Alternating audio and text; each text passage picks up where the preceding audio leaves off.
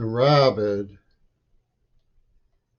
for lack of a better term, concerning ferocious rock stars who set up innocent people. Control the media that the climate change movement complain rightly is silent. I have long experience with their tycoons rolling fireballs down the mountain to silence people. The rabid monger all hands on deck, but they're really the ones who have been behind the blackout for decades, a century. Certainly the last few years, it has all been them.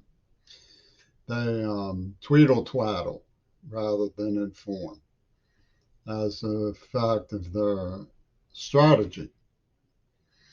So it's useless to hide behind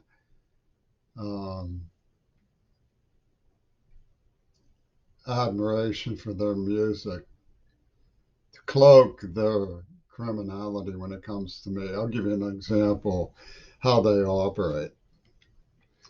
They slyly imply through innuendos. They use numbers and misspells and cyber tampering, and they angle, they talk sideways. It's a form of clucker speak that they have perfected.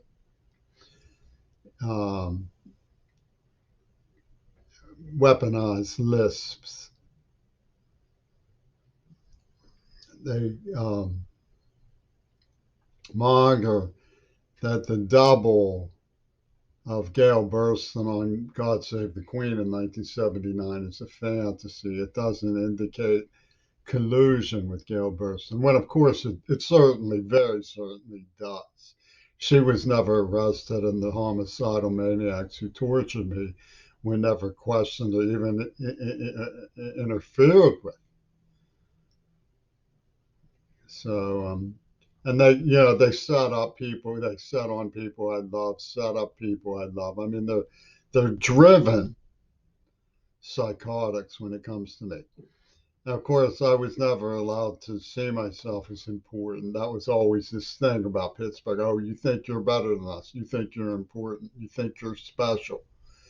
And yet they obsess, like torturing me as their winning lottery ticket. The rabid monger that if they can scuttle the very scary revelation that John Lennon faked his own death, that it was a double fantasy from a Hollywood control tower to give them manipulation dominance. If they can scuttle that, no, none really died. That they can get back to their basic allegation that I had something to do with it, which I didn't. So it's obscene laws. But in order to get the idea across that they want gotten across, they bend all of the rules to make it look like I did something. What did you do? Somebody gave you a quarter when you were only entitled to a nickel and you didn't give it back. I mean, that was a sort of testing that they did. You didn't report it to the principal. I did report it to the principal. In fact, I got some woman's purse returned, and I got the tape machines that were stolen returned to the office. You didn't tell the police. I did tell the police at number 5 that what was going on, but I was reporting the children of another police officer. So nobody looked into it when I disappeared from school, when I was hiding in my towel closet, when I washed up 1,000 miles away from home. Nobody looked into it. When I was traumatized in the back seat of a car, was in the Ohio State Police found 3 strange men and a child. They didn't investigate. I am dealing with organized criminals in an administrative level that are criminally insane.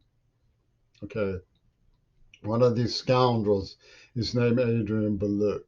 He goes around doing samplers of people's accents and sells them to the Chinese and the British or whoever is available, whoever pays the top rate for affected mannerisms. And he calls himself the Twang King or something. I mean, and that people take his word over mine because he can hear. You know, the Supreme Court you heard came up with a gizmo. They got some kid who was deaf. Um, they found in his favor. So they've done their totem to UW dialecticals. So when they give queer ball, they're gonna say, "Did you return that quarter when you were only entitled to a nickel queer ball?" Because if you didn't, you're to blame for Lenin's death. Yeah,